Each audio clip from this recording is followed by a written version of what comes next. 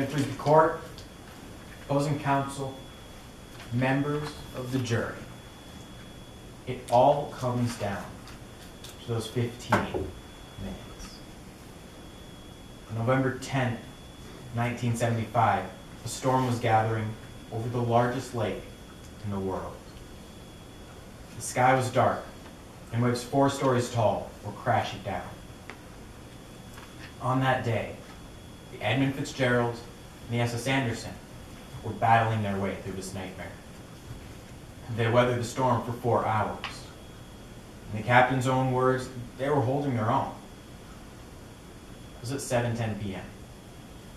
Just moments after those words were uttered, Fitzgerald was engulfed by a squall, a particularly violent area of the storm. Anderson lost contact, and 15 minutes later, at 7:25 p.m., that squall had cleared, the Fitzgerald was nowhere to be seen. That's why we're here today, because the plaintiff is trying to tell you that Sleeping Giant Shipping is liable for the death of Wilder Storm. To prove this, they had to show you 4 things, 4 elements: duty, breach, causation, and harm. They had to prove all 4 of these elements to you by a preponderance of the evidence, meaning they had to show you that each of these, more likely than not, is true. If they have failed to prove even one of these elements to you, then Sleeping Giant Shipping cannot be held liable.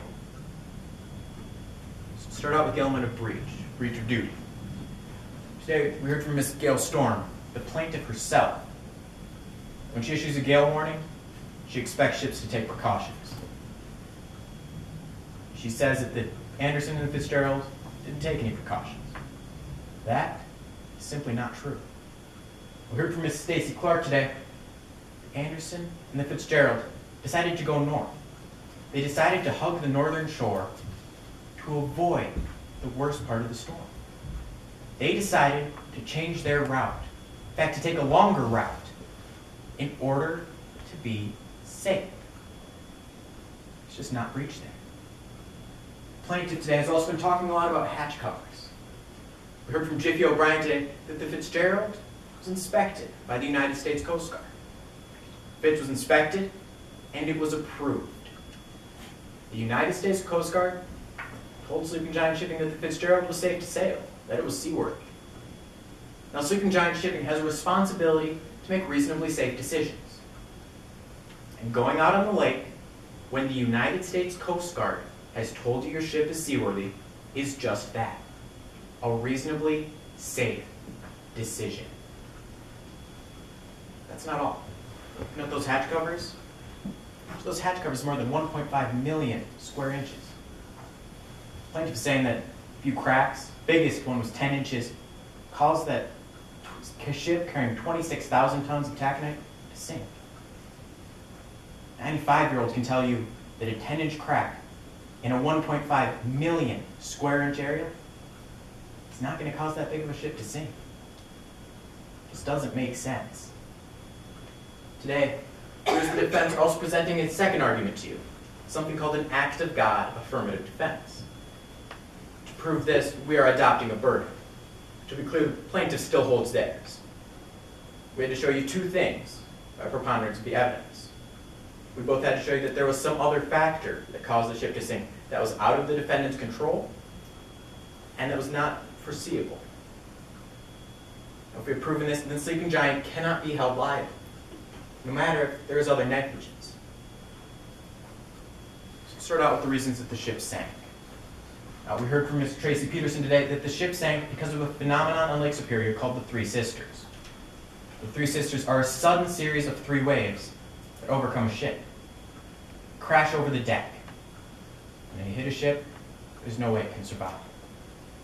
In fact, when the Fitzgerald was hit by the Three Sisters, it sank so fast, there was no SOS signal. When the Fitzgerald was hit by the Three Sisters, the sheer force snapped it in half. Those Three Sisters, it's not what they were warned of. We heard from Ms. Jan Olson today that the Fitzgerald did receive warnings of waves. They received warnings of waves 12, maybe 15 feet high. And when Captain McKay went out on the lake, that's what he was expecting. But the waves that the Fitzgeralds saw, not 12 to 15 footers, the waves that Fitzgerald saw were the size of 4-story buildings. They were 40 feet tall. And 3 of those waves, crashing down on the Fitzgerald, just snapped it in half. There is simply no way that Captain McKay could have predicted, could have foreseen the weather that would hit them on that night. And this case comes down to is whether or not Fitzgerald, any chance that it was out there.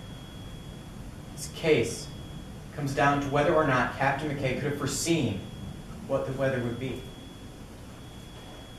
Now, opposing counsel is going to come back up here. Mr. Gleich is going to tell you all about the fact that Fitzgerald was damaged. Fitzgerald was out in weather it shouldn't have been out. In the end, what this comes down to is those 15 minutes.